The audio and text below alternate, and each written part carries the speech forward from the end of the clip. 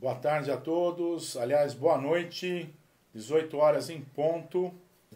Como todo bom educador e professor, começamos no horário, tá certo? Para privilegiar quem já chegou, tá certo? E esperamos que os outros consigam entrar.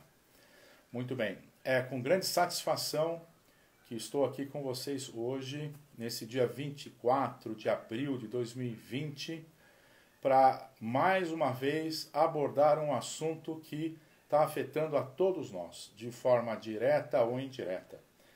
E antes de iniciar a temática, né, que eu vou tentar abordar com vocês e trazer um pouco de discussão e trazer à luz alguns conceitos em relação do papel da tecnologia nessa época nossa de coronavírus, né?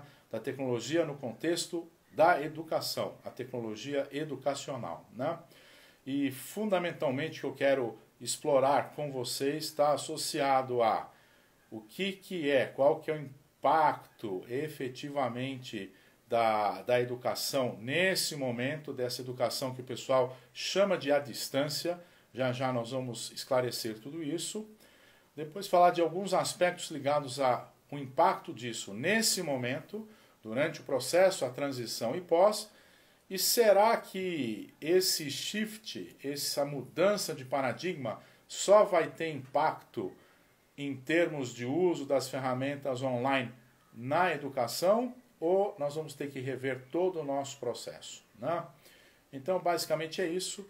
Inicialmente, eu gostaria de agradecer à BRH Brasil, em nome do seu presidente e da minha querida amiga Leila Nascimento, por la qual estou aqui a convite, né? E vamos então conversar um pouquinho. Bom, quando a gente fala em educação à distância, né, automaticamente, e a maioria de vocês que certamente estão associados à área de recursos humanos, imaginam, normalmente a gente percebe isso, né? Imagina-se algo que de alguma forma é depreciativo.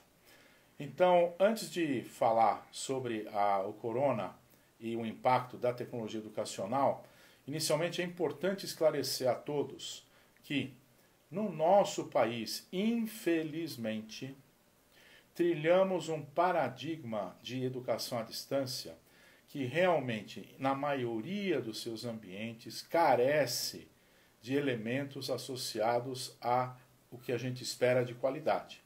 Mas eu também queria fazer uma provocação, principalmente no que diz respeito à educação à distância usada para a formação profissional das pessoas. Quando nós comparamos a educação e a formação básica no nosso país, seja ela presencial, seja ela à distância, ela é deficitária. A diferença do à distância para o presencial é que no à distância você expõe efetivamente todos os conteúdos e expõe o processo de ensino e aprendizagem. Então fica patente o que tem boa ou má qualidade. No presencial, o que acontece é o seguinte: o resultado só se mede depois com a performance do aluno. Agora, o que acontece no processo educacional, no processo de ensino e aprendizagem, fica entre o professor e Deus, que é o único ouvinte criterioso naquele momento. Tá? Mas a gente já passou um pouco dessa fase e todo mundo percebe e sabe que todos nós aqui, inclusive cada um de vocês que está entrando ao vivo aqui para ouvir essa fala, que não tem como mais a gente dissociar a nossa vida desse aparelhinho aqui, né? Que não podemos nem chamar mais de smartphone, né? Porque a única coisa que talvez é menos utilizada nesse aparelho hoje é o fone, né? Pode ser um smart aparelho, smart device, né? Onde a gente concentra uma boa parte da nossa vida pessoal, uma boa parte da nossa vida profissional, e é interessante, temos restrições, principalmente no uso, no que diz respeito à educação, capacitação, seja essa educação para educação básica, educação universitária ou educação de pós-graduação, etc., que isso é melhor visto, né? E até para todos nós que vivemos no mundo de hoje, sabemos, né? Numa era onde não existe mais ex-aluno de nada. Nós somos aprendizes eternos daqui para frente. Então é nesse contexto que eu queria efetivamente trazer o primeiro elemento antes de entrar no contexto do coronavírus, né? A internet e as redes sociais fazem com que hoje o que eram ambientes restritos na década de 90 em relação a turmas que se aventuravam naquela época, pioneiros da educação à distância, aqueles que queriam realmente estudar e não tinha jeito, então eles, vamos lá, que a internet vai me ajudar nisso, né? Esses ambientes hoje são o ambiente de todos nós.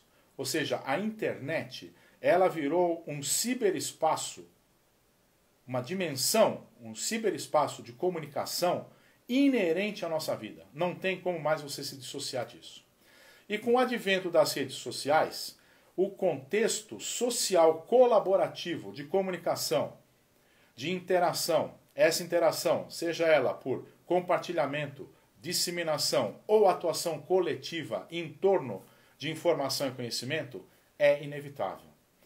Então percebam, aquilo que nós denominamos de educação à distância existe ainda e certamente vai existir para aquela logística remota que depende de elementos físicos. Então, por exemplo, se eu estiver fazendo um curso pelo correio, eu posso chamar de educação à distância se tudo que eu fizer vai ser uma interação de vai e vem de cartas, inclusive material, o que quer que seja, né?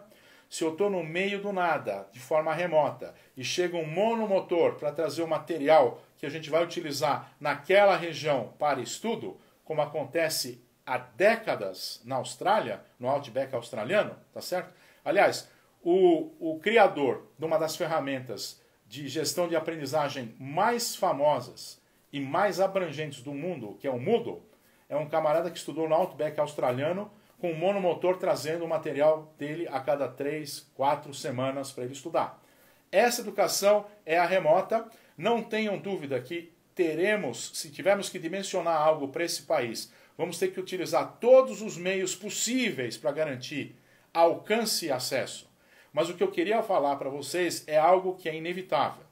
À medida que eu tenho iluminação via redes de comunicação e aparelhos smart, eu não tenho mais educação à distância.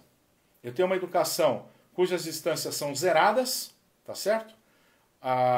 E eu tenho uma educação que ela é feita com aproximação digital. Então é uma educação feita com aproximação digital ou por aproximação digital no que diz respeito à sua logística. Então percebam, em conjunto com um parceiro meu, o Antônio Pinto, nós cunhamos essa expressão, educação com aproximação digital, e não jogamos fora o símbolo da EAD, né? Então esse é o primeiro elemento. E olha que interessante, infelizmente precisou de um vírus, desgraçado esse vírus, para que a gente pudesse colocar de alguma forma esses elementos para funcionar. Que a hora que a gente pensou que vamos ter que ter isolamento, tal, etc., como é que nós vamos fazer sem a tecnologia? E aí, obviamente, ninguém está preparado, tá certo? Normalmente. Claro que quem já tem esse tipo de estratégia implantado, seja na sua instituição educacional, na sua empresa, tá certo? Através de universidades corporativas que certamente trabalham com esses conceitos de educação via online, seja ela remota, síncrona, o que quer que seja, né? Com trilhas pré-estabelecidas e assim sucessivamente, não sentiram. Às vezes aí, o que aconteceu? Eu simplesmente virei o botão. Só que o mundo não virou o botão. Pouquíssimos lugares viraram o botão. E principalmente no país o que a gente viu é que agora a gente percebe que Ah, eu vou ter que usar o WhatsApp combinado com o Google Classrooms, com o Zoom. O pessoal descobriu o Zoom, tá certo? O Zoom. Ou seja, a família em casa, as crianças precisam estudar. Pelo amor de Deus, transmite 5 horas de aula de Zoom, que eu tenho certeza que das 8 à 1, das 7 ao meio-dia, eu estou livre. Né? Ou seja, o que está acontecendo? A gente está confrontados com algo que a gente não esperava e que se nós tivéssemos nos antecipado, e não precisava de muito tempo não, uns 3, 4 anos atrás, já iniciado um processo de digitalização do processo para alcance e acesso, a gente poderia estar diferente. Então, o que acontece nesse momento de pandemia com a tecnologia educacional? Ela está sendo descoberta na casa das pessoas, com a família. Tá certo? E independente das experiências que estão acontecendo, umas mais produtivas, outras menos produtivas, nós efetivamente estamos descobrindo que o paradigma da educação mudou. Né? Então, até, por exemplo, em ambientes onde eu estou envolvido com a continuidade das aulas sem interrupção, com o suporte online, o que acontece? O pai percebe a importância que isso tem para o filho. Porque pela primeira vez ele vê que ele não está entregando o aparelhinho para o filho, ou o computador, para se livrar enquanto ele está fazendo joguinho. Ele está vendo, por exemplo, que a criança está lá participando, que ela está se comunicando com seus coleguinhas, e que eu estou criando algo que transcende o uso indiscriminado de check-in, de postar fotos e de comentários kkk. Tá certo? Eu estou permitindo que nesse momento essa tecnologia seja vista como um instrumento educacional para uma cidadania digital que é necessária para a gente sobreviver no mundo que nos cerca hoje. A não ser que tudo mude radicalmente. Né? Mas certamente, nesse sentido, eu acho que esse é o grande trunfo. Nós provocamos isso dentro de casa. Tá certo? Tem pessoas que estão vendo as más experiências, as boas experiências, mas efetivamente o que está acontecendo temos certeza absoluta que o paradigma mudou e não adianta a gente achar que isso vai acabar com o finalzinho do processo do coronavírus, né, desse isolamento. Ok? Então, o que acontece? A educação à distância está sendo vista, ok? Ela veio, certamente, de alguma forma, ela está provocando, né? Que é bom também, né? E nessa provocação, quem sabe, vai cair a ficha. Né? Então, esse eu acho que é o primeiro elemento que a gente tem que ver. As soluções, elas não vão nascer nesse momento. Tenho certeza absoluta. Os ambientes educacionais, pelo menos no que diz respeito a escolas particulares, principalmente, né, eles perceberam o seguinte: ou eles se viram de alguma forma, ou vai ter corte do fluxo de caixa dele, vai ter corte do processo educacional, como é que ele vai se recuperar. Então, essa primeira onda já foi. Né? De alguma forma, estão se virando. Os gestores educacionais agora, principalmente escolas, tá certo? Vão ter que sentar e ver, junto com as portarias, os decretos e tudo que vai sair do Conselho Nacional de Educação, dos conselhos estaduais, etc. e tal, como que eles vão se dimensionar para o processo de transição e a volta às aulas. Ok? E tenha certeza absoluta, quem não montar estratégias para conseguir utilizar essa tecnologia que foi introduzida a forceps, o processo, de uma forma mais inteligente no pós-pandemia, a gente realmente não vai conseguir recuperar o tempo. Ou seja, eu vou ter que utilizar todo esse arsenal de instrumentos que foram introduzidos de alguma forma top-down, né? Goela abaixo, para pensar em como fazer a transição no que diz respeito a recuperação, reforço, complementação e, quem sabe, se for regulamentado, e espero que seja, apesar da grande resistência que a gente tem nas pessoas que pensam as políticas públicas, em sua maioria em relação à inovação, ok? por que não recuperação de horas oficiais para que a gente possa fechar os anos letivos de uma forma tranquila. E depois, a vantagem que a gente vê e coisas que particularmente para mim são extremamente, vamos dizer assim, aparentes e transparentes, por um motivo só. Eu estou nesse negócio desde meados da década de 90. Então a projeção que a gente imagina é algo que demora para ser implementado. Mas pensem no seguinte, na área pública, as saídas estão sendo cada um se vire, né? Existem, por exemplo, estados que eles estão usando o WhatsApp, por exemplo, e colando cartazes em farmácias e supermercados com as tarefas para o pai fotografar e levar para casa para o filho, em pleno século XXI. Né?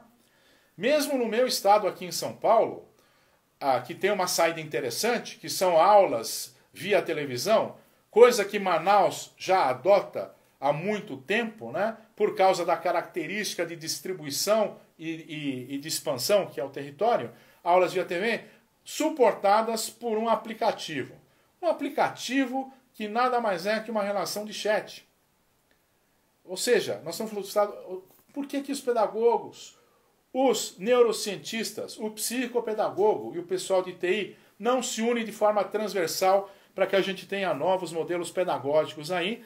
E aproveitando, já vou começar a falar dos modelos andragógicos, que é o que interessa mais para quem está em empresa.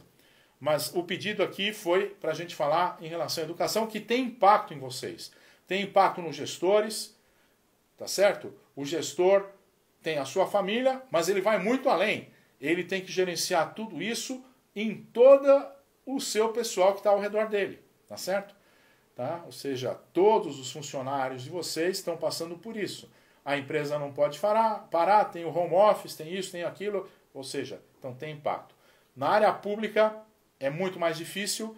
Infelizmente, nós não temos a iniciativa adequada em relação à indução de um processo para um pacto nacional educacional, tá certo?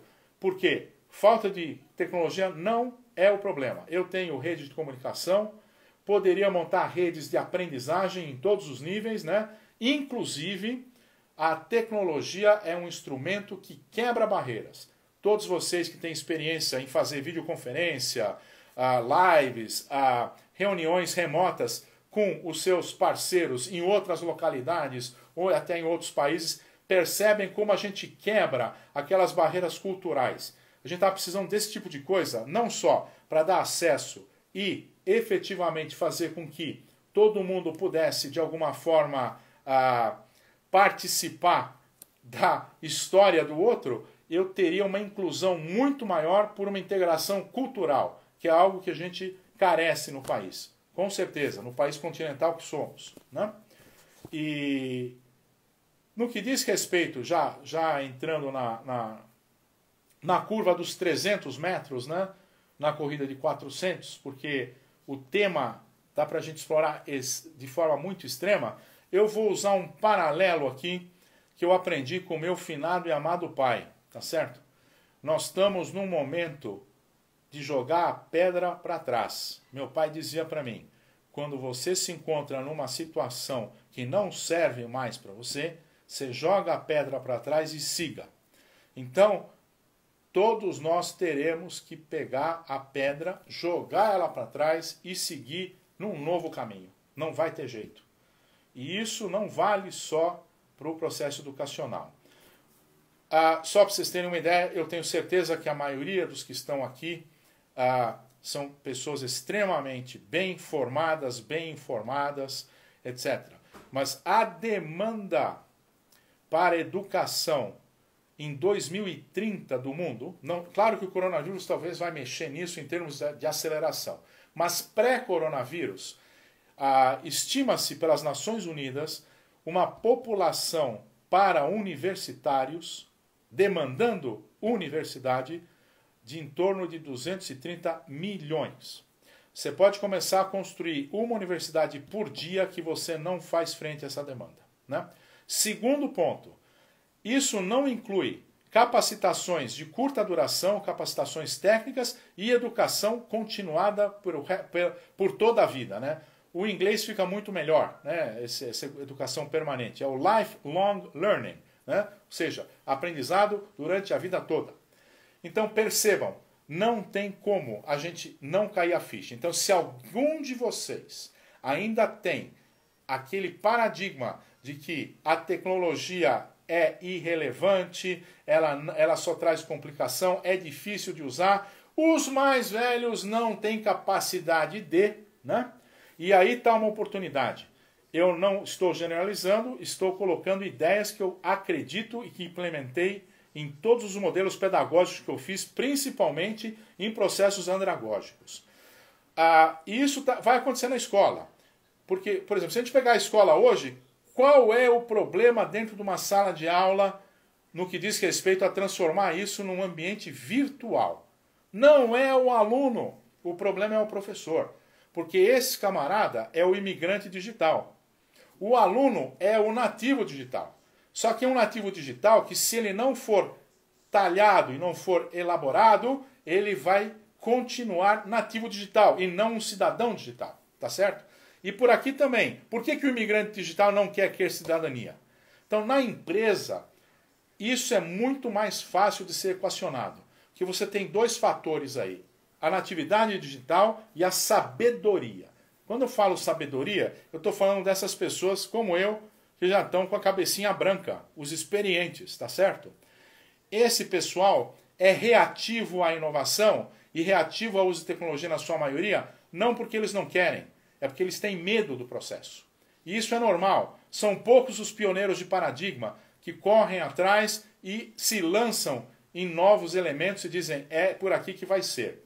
Então eu tenho uma massa de pessoas que têm formação, experiência, tá certo?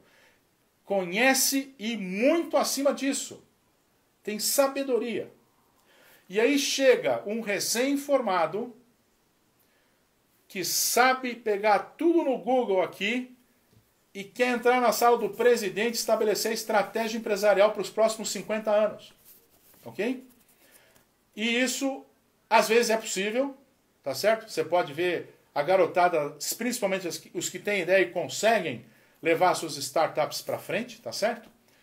E, efetivamente, esse camarada não tem como fazer esse merge. E a oportunidade está onde? Justamente no uso da tecnologia. E essa tecnologia não só para capacitação, mas para resolução dos elementos da vida real da empresa. Então, se eu pensar em estruturas como, por exemplo, comunidades de discussão, comunidades de práticas, comunidades de projetos, que mesclam a sabedoria com essa juventude e usar as tecnologias educacionais e tudo que as redes permitem, eu tenho certeza que eu vou trabalhar em prol a uma produtividade maior da empresa, uma produtividade melhor do indivíduo, porque ele se motiva e passa a ser proativo à medida que o mais novo traz ele para a tecnologia e o mais experiente pega e repassa o conhecimento que ele tem para baixo para aquele que está chegando agora. Independente de você estar girando o seu negócio e criando capital intelectual que pode ser seu. Não esquecendo de um elemento muito importante, que tudo está na internet, certo?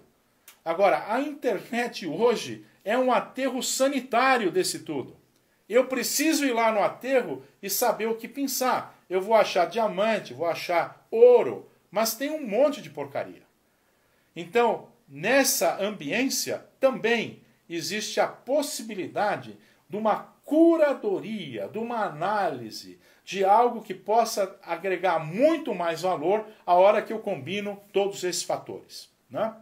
Então, para vocês que são gestores de recursos humanos, de todos os talentos que vocês têm ao seu redor e que se preocupam com o desenvolvimento, não tem que assumir esse papel só. Vocês têm que induzir isso nas equipes e permitir que essa cultura permeie como um instrumento para que a gente consiga criar essa nova sociedade.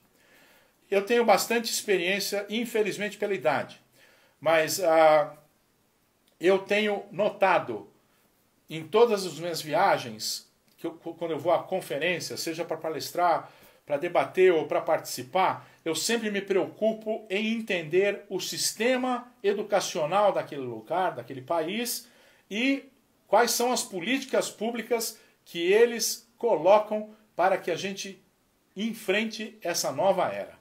E para vocês terem uma ideia, o primeiro país, e era único até uns 3 anos atrás, que se preocupou com uma política pública global para essa cidadania digital, que é um termo que nós cunhamos lá com o meu pessoal em 2008, mais ou menos, e utilizamos isso como estrutura de suporte para tudo que a gente desenvolvia em termos de pedagogia, cursos, etc., é a Coreia do Sul. A Coreia do Sul montou um plano que está, talvez agora eles vão fechar isso em 2025, começou há mais ou menos 15 anos atrás, onde eles fizeram um plano de garantir que em 2025 toda a população coreana economicamente ativa tivesse condições plenas de conviver no mundo da economia do conhecimento, nesse mundo da economia onde o digital é tudo, tá certo? Então, raríssimo. Tem um país escandinavo, se não me engano foi a Finlândia agora, que também adotou política pública nesse sentido, ok? Então imaginem o trabalho que a gente tem em termos de governo. E para não depender de governo, podemos fazer a nossa parte no ambiente que nos cabe.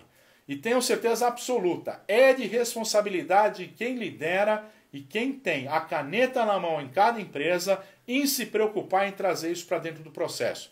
Você vai estar contribuindo para o seu negócio, sem dúvida nenhuma, vai ter clima organizacional muito mais equilibrado, tá certo? Porque você não tem como dizer, vou mandar embora os velhos e vou ficar só com os novos, tá certo? Não existe isso.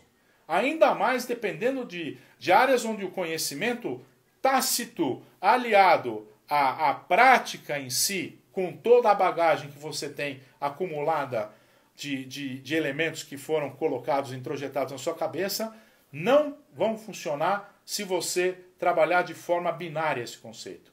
Então é um conceito de visão sistêmica que tem que introjetar todos os ambientes. Eu, como cidadão, vou lutar o tempo todo para que isso se torne política pública. É importantíssimo isso, porque senão as gerações que estão chegando, que, diga-se de passagem, pior do que as anteriores, tá certo?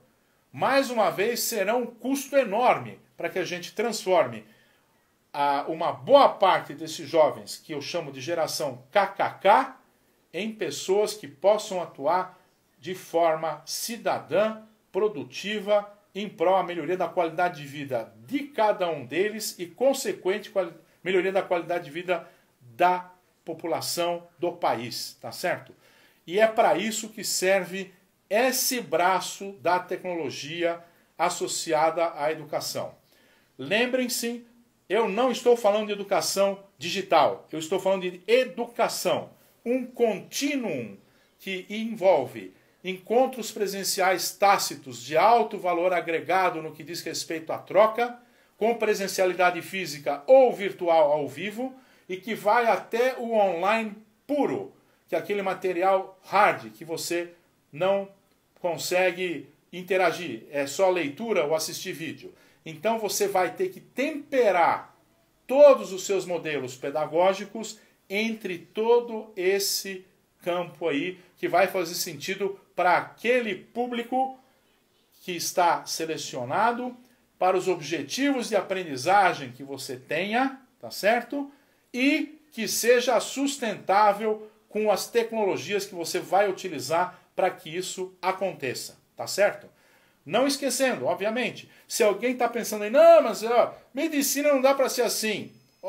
Israel tem curso à distância de medicina. Total, claro que não é totalmente, óbvio. E tudo aquilo que precisar de hands-on, eu preciso tocar no peito da pessoa, no braço, preciso ver se o osso está quebrado, preciso olhar dentro do olho. Você pode até ter tecnologias, mas tem coisas que o que a prática necessitar, você vai poder usar a tecnologia para antecipar simulações, por exemplo, que vai reduzir aspectos ligados à segurança em termos de perigos, tá certo? No caso, por exemplo, de solda, né? Vai melhorar a acuracidade de elementos, a geração já está mais acostumada e na hora que tiver bem treinado num simulador virtual, por exemplo, aí vai para a prática e está tudo certo, ok? Bom, como falaram para mim que eu tinha meia hora, são 18h31.